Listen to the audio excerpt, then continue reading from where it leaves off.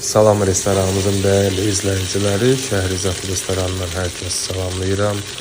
Bu dəfə gördüyünüz kimi Özbək aşının hazırlanmasını, Şəhrizad restoranının özəl hazırlanma qaydasını sizlərə göstərəcəm. Bu dəfə yemirəm, dəyərli izləyicilər, ancaq hazırlanmasını göstərirəm. Deməli gördüyünüz qoyunun quyruğu, erkəyin quyruğunu yağda jaronikdə qızardırıq, yağı çıxana qədər. Belə gördüyünüz kimi bu yağı çıxandan sonra erkəyin quyruğunun belə deyək cızbız deyirik də biz ona. O cızbızları götürürük. Cızbızları götürüb özümüz yeyirik. Ondan sonra da gördüyünüz bu qoyun ətini, yəni ət də göz qabağındadır. Bu əti qızardırıq həmin o erkək quzunun quyruğunda. Gördüyünüz kimi yəni bax ətli də belə qızarır, hazır olunur. Bu yenə deyirəm Özbək aşıdır. Özbək aşının qanunu hazırlama metodudur. Şəhrizad restoranında gəlib nuş eləyə bilərsiniz. Bir hamısını tam hazır olana kimi bütün videonu axıra qədər izləyin.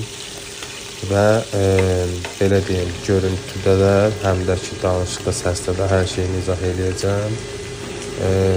Ətimiz tam qızarandan sonra dəyərli izləyicilər, bol soğanı əlavə edirik. Soğanı da qızardırıq. Belə gözəl şəkildə. Soğan tam qızarandan sonra markovunu əlavə edirik. Və markovu da qızardırıq. Soğan çayla birlikdə qovururuq.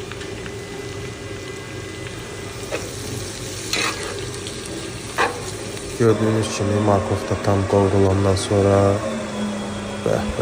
görürsünüz də yəni necə bir möhtəşəm bir yeməkdir. Bunun samsaqları qoyulur və özəl ədviyyatları vurulur. Ədviyyatları vurulandan sonra isə bunun bütün baharatı, yəni belə deyim də, ancaq belə yeyib tamına baxmaq lazım ki, baharatları hiss eləyəsən.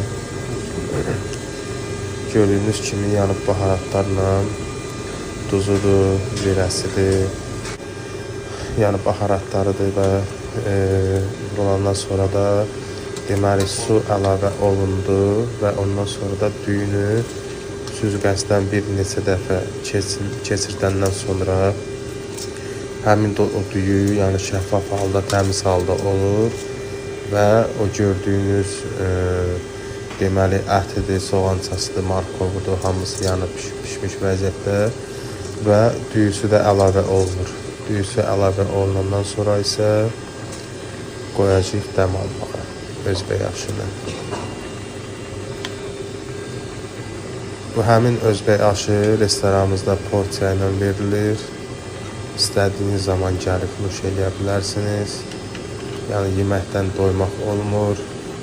Bunun bu dəfə sizlər üçün yeyib çəkilişini etməmişəm. Hazırlanma qaydasından çəkilişini edib səsləndirirəm ki, hazırlanmasında tam məlumatınız olsun. Və budur dəyərli izləyicilər, Özbək aşımız hazırdır. Tam demək olar ki, hazır vəziyyətdədir və hər kəsə nuş olsun, yollarınızı gözləyirik.